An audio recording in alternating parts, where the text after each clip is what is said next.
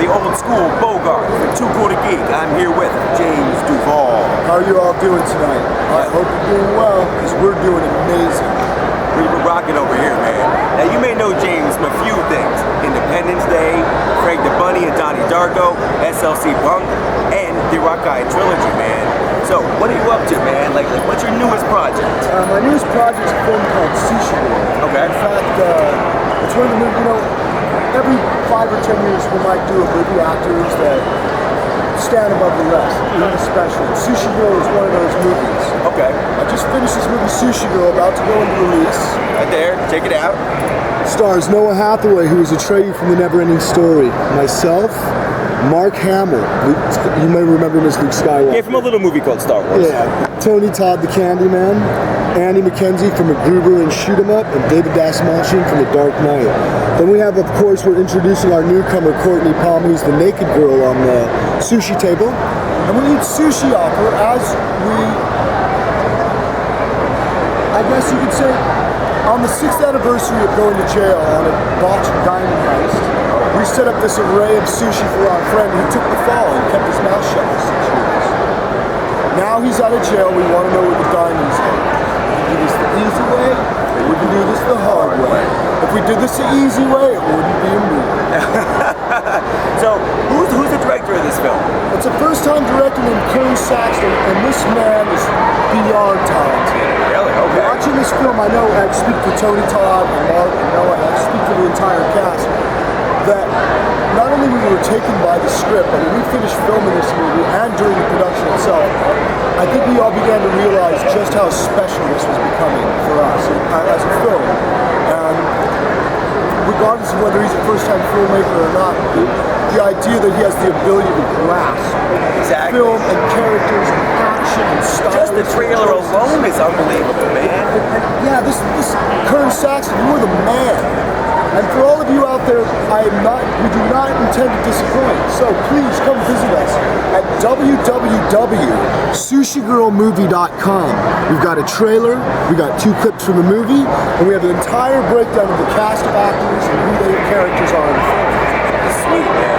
Now, real quick, I have to talk to you about Darko, man. Absolutely. Because it's my wife's favorite movie. It's one of my favorite movies of all time.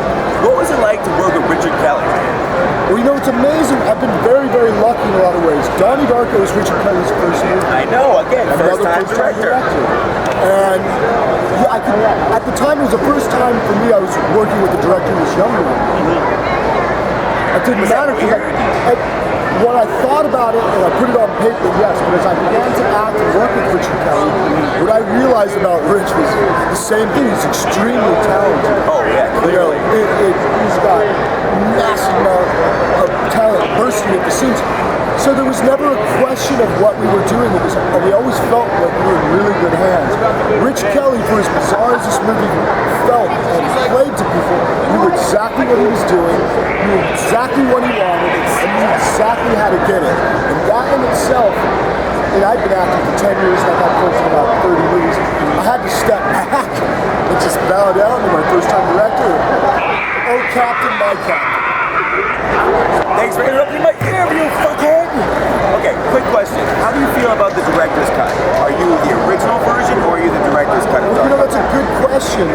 Because, real quick, I'm going to cut you off. I like the original. I prefer less watership down. Absolutely. I prefer the original music, even though it's not what he wanted. It's that type of movie where I like it's a little less explained. As the director's cut, I feel kind of took it out of the audience's hands a little bit. I mean, how do you feel? Well, I'm glad that in a way, to be honest, that we got to make the director's cut so we could get the movie back out to everybody. That's true. Interesting bit of trivia for you, there's actually a third cut of Darko. There's a third? The Sundance cut, which is the first cut. Okay. Which is in between what you saw theatrically and the director's cut. We screened it at Sundance, and finally, it was Newmarket agreed to pick our film up, but only if we agreed to cut 10 minutes in. Oh, okay. Didn't matter what it was. Yeah, just for time. It's just 10 minutes. take it out. So Richard Kelly cut 10 minutes out, did an incredible job of it, giving us the original theatrical cut that we all know and love today. Okay. Always felt like there was at least a few elements missing. So he went back to do the director's cut to add those things, and also, add and enhance a little bit more for the fanboys out there, those geeks who really want to know everything. So I understand, and I do like the director's cut, but I have to say, honestly, my affinity lies in that mid-cut that is unwatchable. Like, that mid-cut. That Sundance and of course, cut to only me is you get to perfect. see that cut because you're like, you know what I mean? It's like the rest of us lemmings will never see that cut ever. It's like, it's tucked away somewhere. Yeah, it is tucked away, so there is a chance, who knows, maybe there's a chance they can somehow get that out someday. Maybe like a 10 or 20 year anniversary, double like disc we did with thing. the Blade Runner. Blade Runner has 6 cuts of that movie on the DVD. Were you in Blade Runner? No, just a huge fan. Just a huge fan. I was like, shit, wait. No, it's just one of my favorite movies. So I had to get the 5-disc set that has the 6 different cuts. Yeah, the briefcase one? Yeah. Oh, I have that too. But you have some people over here. But one more thing I want to ask you about. SLC Punk. Real quick, man. Dude, you play the mod who gives, I can't remember his name, Bob, the pills that overdose. Oh, my girlfriend. Oh, that's right, the girlfriend does. Now that's based within like a true story that's based on a writer's life, kind of. It's based on the reality of his experiences and upbringing in Salt Lake City. Okay, yeah. Steve-O and Heroin Bob are real people. Fortunately, Heroin Bob did not die.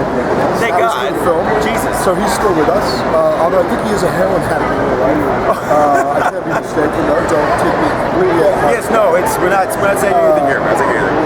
But yeah, people that he'd known that were very sort of kind of legendary in Salt Lake City when he was growing up. Okay, well, James, man, it was great to talk to you. Great talking And to yo, you. man, Sushi Girl. Check it out. The minute this shit comes out, get to the theaters, buy the poster, buy the soundtrack. James Duval.